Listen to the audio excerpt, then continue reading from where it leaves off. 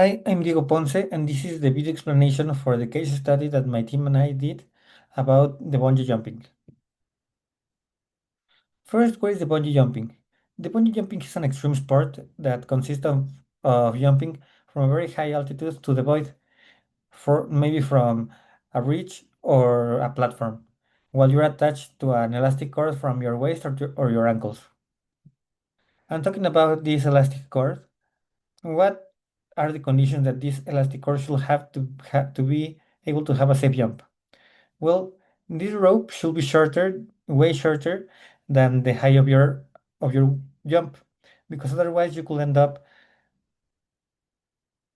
smashed in the soil. Um, it also it also should comply the Hooke's law.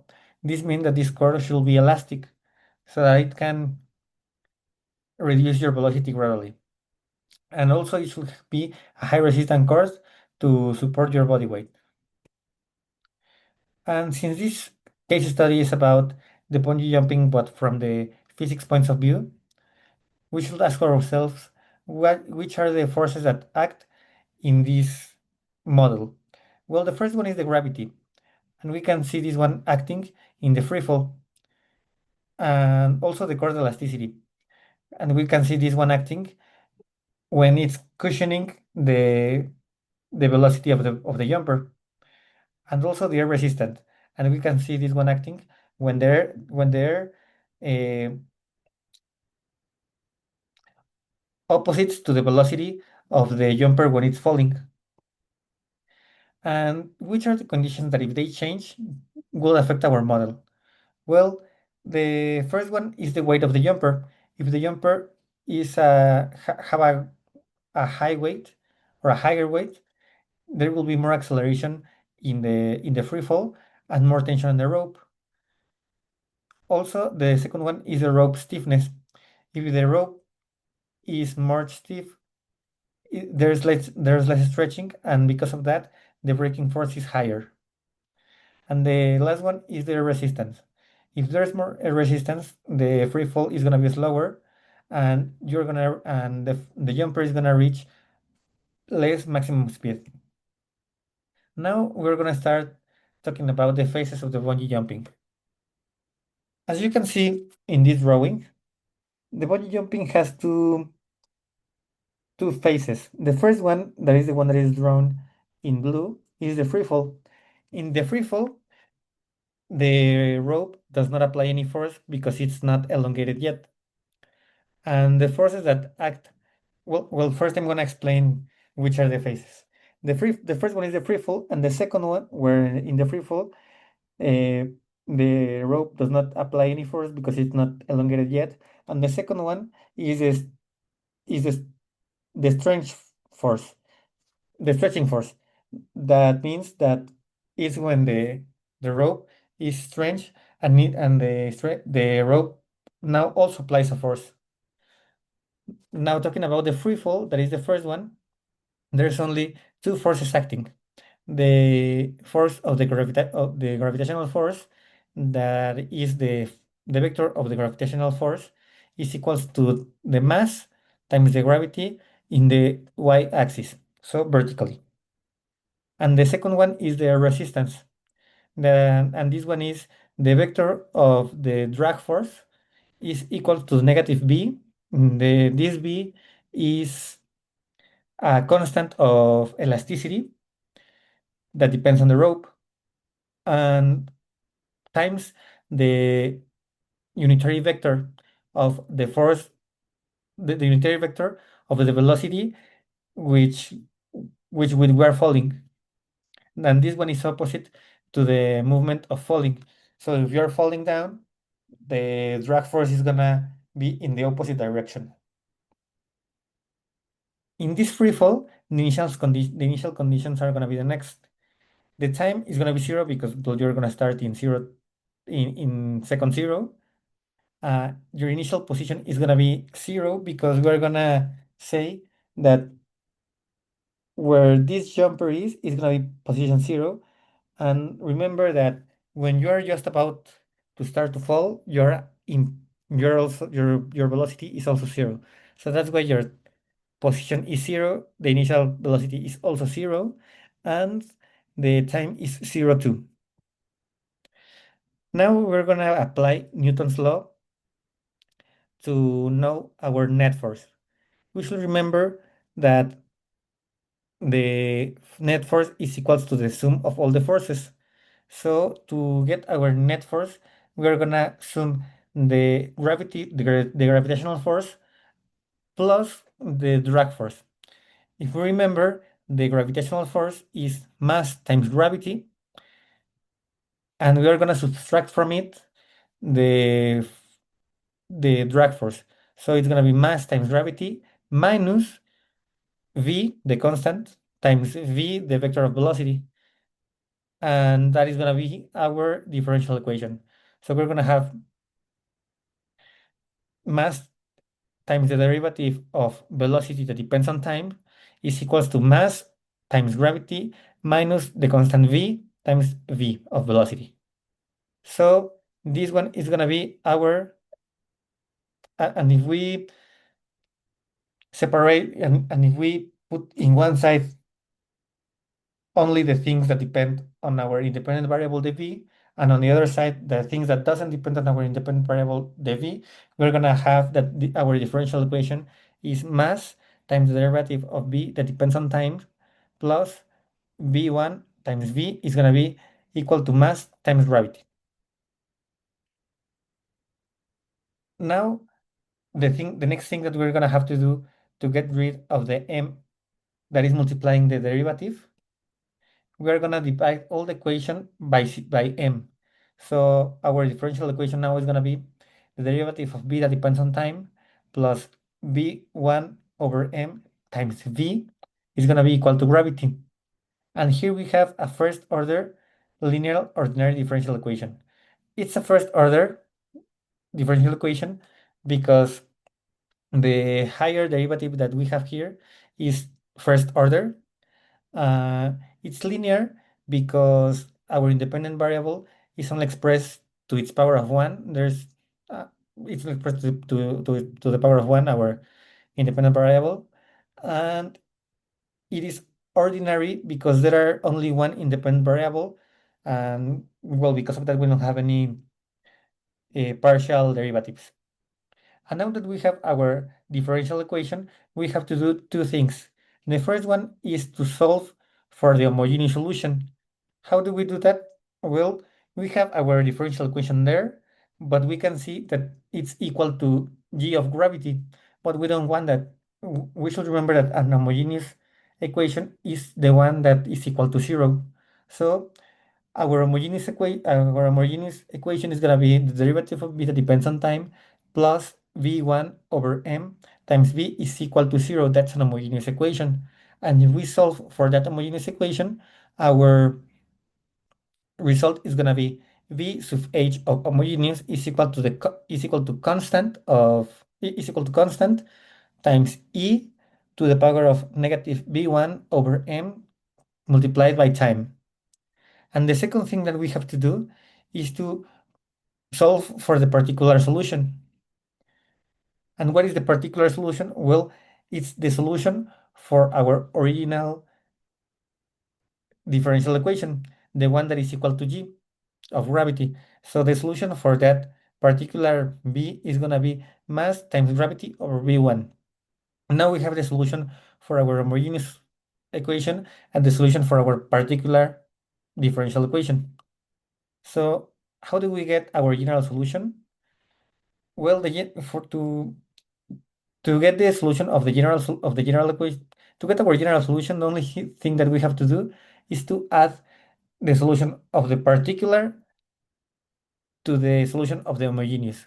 So our general solution is going to be v that depends on time equals mass times gravity over v1, that is solution for the particular, plus constant times e to the power of negative v1 over m multiplied by time, that is the solution for our homogeneous. Now the next thing that we have to do is to apply initial conditions. Is to apply the initial conditions.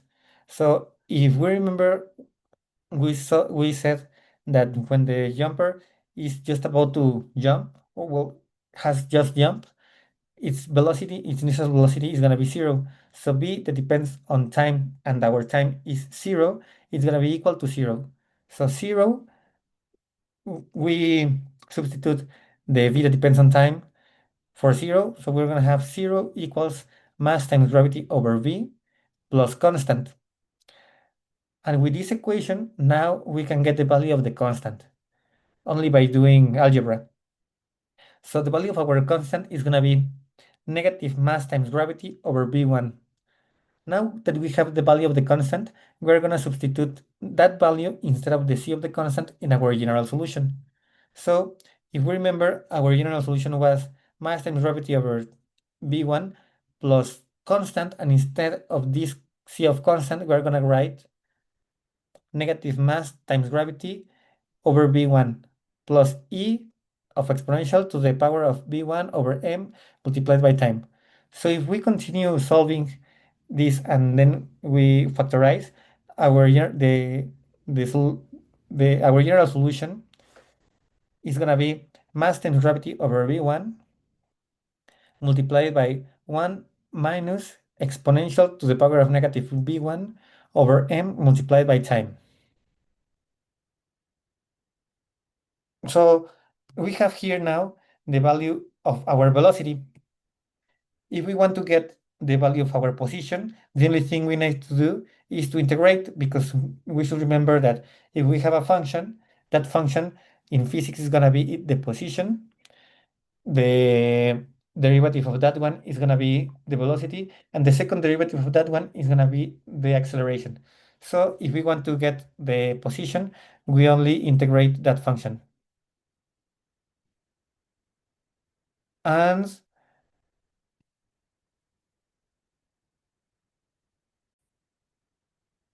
and well, this phase of the free fall ends when the rope reaches its natural length. So when this means that when it's completely uh, when it has when it's on its major length, but it's not stretched. And this happens, and when that happens is when this phase of the free fall ends. And now we're gonna talk about the second part of the bungee jumping, the part of stretching. In this part, there are still the gravitational force acting, the air resistance still acting, but now we're gonna add one more force, that is the elastic force of the rope. The gravitational force is gonna be downwards when the jumper is falling down, as in the free fall part, the air resistance is gonna be in the opposite direction, and now the elastic force of the rope is gonna be also in the opposite direction of the gravitational force. All of this in the y-axis. The initial conditions for this part are gonna be time is gonna be equal to t1 hours, because now we're not starting from the point where the athlete jump. We're gonna start from the point where the cord is in its on its natural length. The init- so and so that's why time has passed, and that's why we have, instead of t0, it's gonna be t1. The initial position is gonna be where where the cord is on its natural length, and the initial velocity is gonna be the velocity where with which the free fall ended. Now we're gonna again apply the Newton's second law. We're gonna add all the forces to get our net force.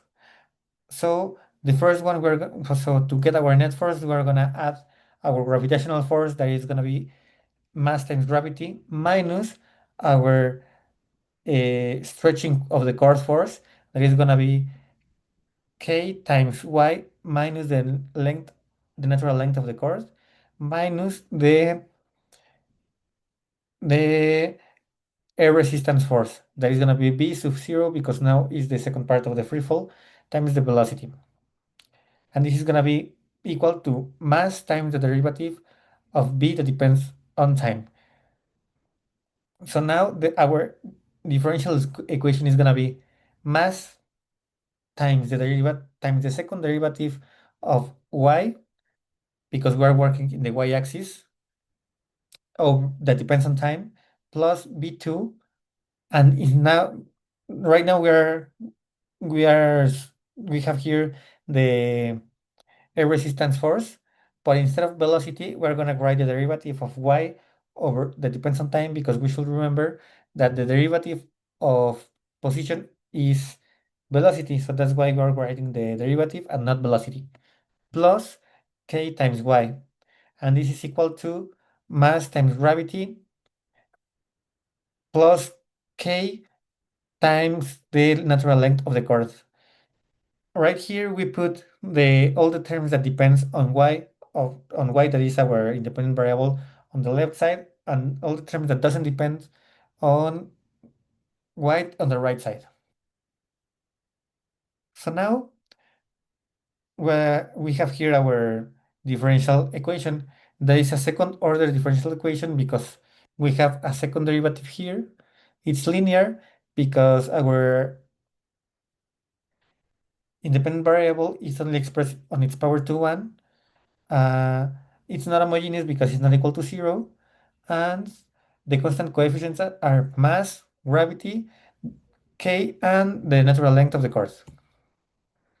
So now we want to transform our differential equation to an oscillator, a standard oscillator equation.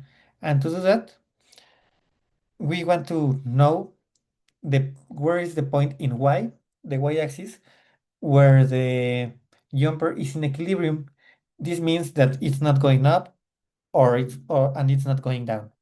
And to get that, what we have to do is to, well, we know that the differential of the position is the velocity, and the second differential in the second derivative is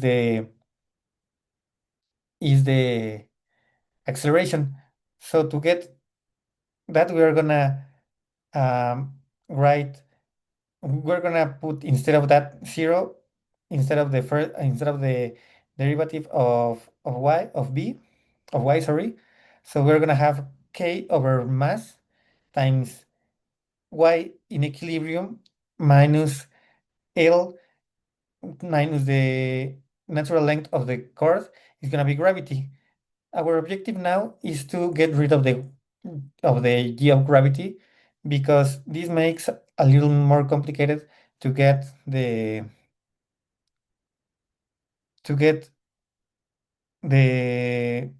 standard solution of the damp harmonic oscillators that usually have a 0 to its right.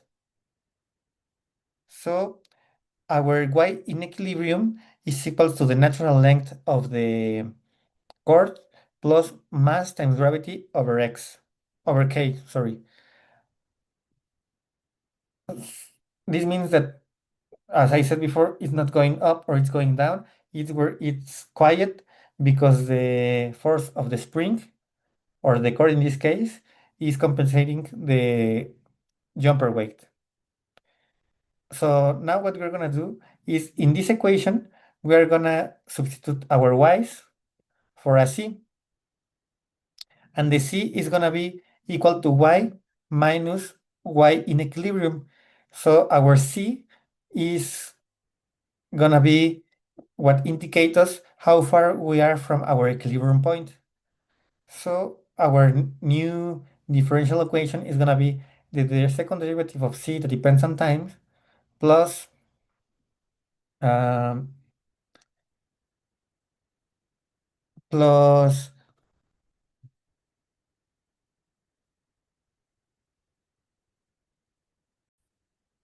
plus 2 gamma, and gamma is gonna be b over 2m,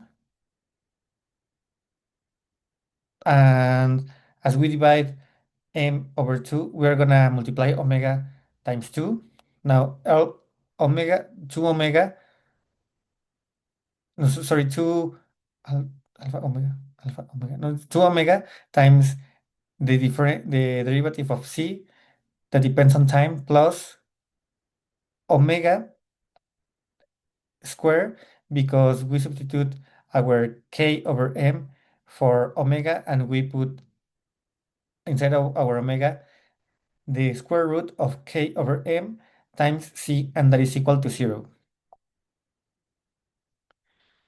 So now we have three types of damped harmonic oscillators. The first one is underdamped, the second one is critically damped, and the third one is overdamped. The equation for critically damped is this one, and critically damped means that it reduces its velocity just just perfect with the elasticity of the cord, and it it lays on its equilibrium point almost perfectly. The overdamped means that it reduces its velocity slowly until it reaches the equilibrium point. But the one that is more realistic for us is the underdamped. This one means that here you have your equilibrium point, and the jumper and the jumper elongates when he's following the cord. So he goes under the equilibrium point, then he goes up the equilibrium point, above the equilibrium point, then he goes down again the equilibrium point until he reaches the equilibrium point. And the equation for an underdamped harmonic oscillator is this one. And so our so if we use that